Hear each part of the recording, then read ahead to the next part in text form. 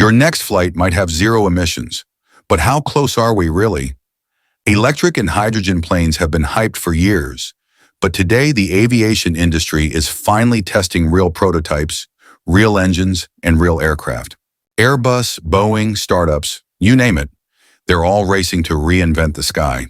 In this deep dive, we'll explore the technologies that could replace jet fuel, the challenges no one talks about, and the companies fighting to build the world's first clean commercial aircraft.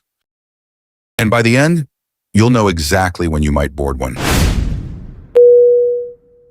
Why can't we just keep flying on jet fuel forever? Aviation is only 2 to 3% of global CO2 emissions, but it's one of the hardest sectors to decarbonize. Why? Because the physics of flight are brutal. Every kilogram matters.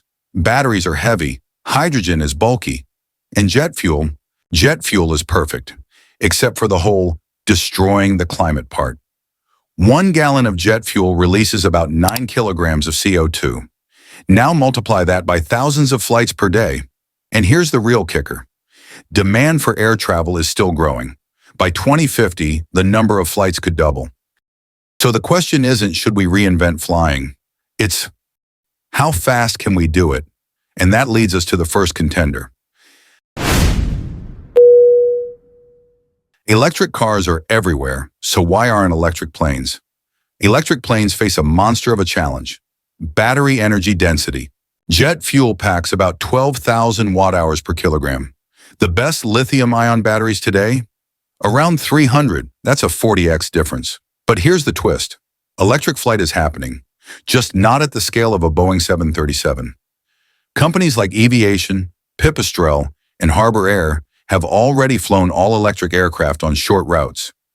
Trainers, small commuter planes, and cargo hops under 200 miles? Those are becoming realistic. One of the most talked about electric aircraft is the Aviation Alice, a sleek 9-seater targeting regional routes. It aims for a range of about 250 miles, perfect for short-hop business flights or island commuting. Aviation says electric planes won't replace long-haul flights, but they will transform short travel. What does electric aviation target? Quiet travel, extremely low operating cost, almost no maintenance, ideal for short-range and high-frequency routes. Electric planes aren't about crossing oceans. They're about replacing short flights, the same way electric scooters didn't replace cars, but they solved a different problem. Hydrogen might be the only way to fly long distances without emissions. Hydrogen contains 3 times more energy per kilogram than jet fuel. Let me say that again, 3 times. That means you get the power of jet fuel without the carbon. Here are 2 ways you can use it.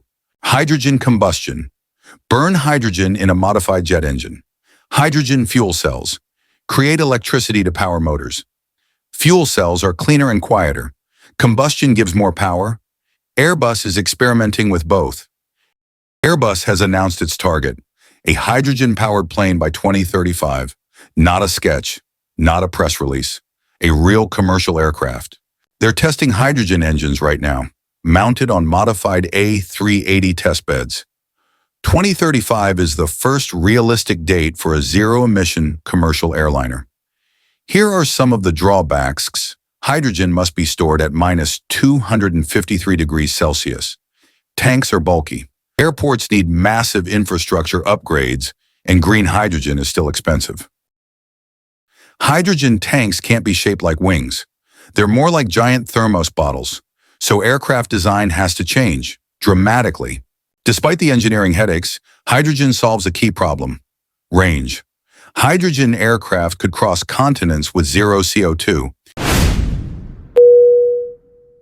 Why is Boeing quiet about electric and hydrogen planes? Compared to Airbus, Boeing is taking a more cautious, incremental approach. Instead of betting everything on hydrogen, Boeing is focusing on improving existing jet engines, sustainable aviation fuel, and hybrid systems. Boeing's hybrid work projects include hybrid electric demonstrators, new wing technologies, and ultra-efficient engine partnerships. Boeing believes that hydrogen and battery tech won't be airline ready for at least 20-30 years at large scale.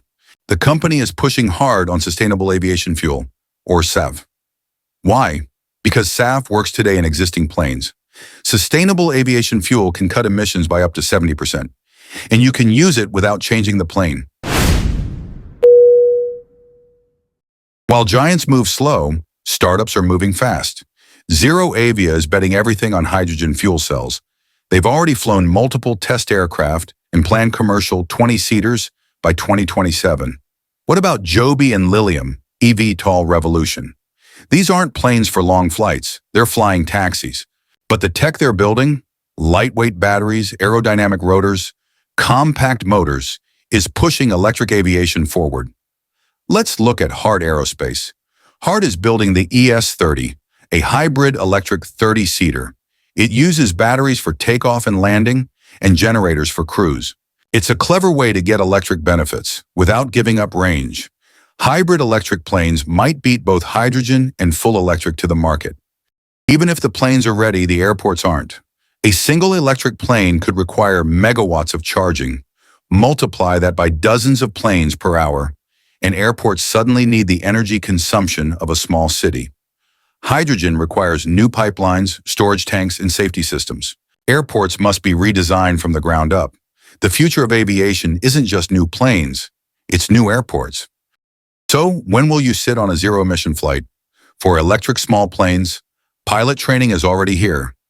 9 to 20-seater aircraft are predicted to enter service around 2027 to 2032. 50 to 100-seater aircraft possibly around 2035 to 2040. As for hydrogen, regional 100-200 passenger jets are predicted to enter service around 2035 to 2040.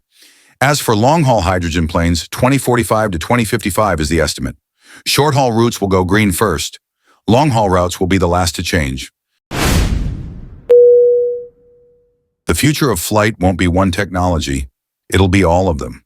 When we talk about the future of aviation, there's a temptation to search for a single winner. Will electric planes take over? Will hydrogen wipe out jet fuel? Or will sustainable aviation fuel solve the problem for everyone?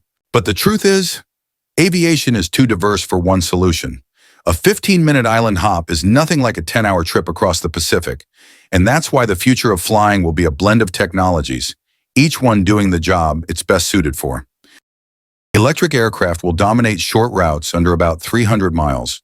These are the flights where battery weight isn't a deal breaker. Regional hops, commuter shuttles, island routes, and pilot training. Electric motors are extraordinarily efficient, nearly silent, and require almost no maintenance. That means lower ticket prices, cleaner skies, and quieter airports. Electric planes won't replace long-haul travel, but they will completely transform short-distance flying. For trips between 300 and 2,000 miles, hydrogen is the most promising option. It offers the high energy-to-weight ratio that batteries simply can't match, and it can deliver true zero-emission flight. Hydrogen fuel cells will power clean, regional aircraft. Hydrogen combustion may power larger jets, and these designs will reshape aircraft architecture. Bigger fuselages, new wings, and entirely new engine layouts. Hydrogen is where we'll see the biggest leap in aircraft technology. But when it comes to long-haul cross-country and intercontinental flights, sustainable aviation fuel is the only solution we can deploy right now. SAF works in today's aircraft, through today's engines, using today's airports. It can slash life cycle emissions by up to 70%, and airlines can use it without buying a single new plane. Hydrogen and batteries may eventually take over these missions, but for the next few decades, SAF will carry the weight of global long-haul travel. In other words, clean aviation won't be one technology. It'll be a layered system, electric on the short end, hydrogen in the middle, and sustainable fuels for the long flights that connect the world. Zero-emission flying isn't a fantasy, it's a race. We're standing at the beginning of a transformation as big as the switch from propellers to jets. It won't happen overnight, but it will happen. The only question is, who will get there first? Electric, hydrogen, hybrid, sustainable fuel. The future of flying won't be one idea. It'll be a constellation of breakthroughs. Thanks for watching. And if you want more deep dives into the tech shaping our future, hit that like button, subscribe, and share this with someone who loves aviation. Thanks for watching, and safe travels.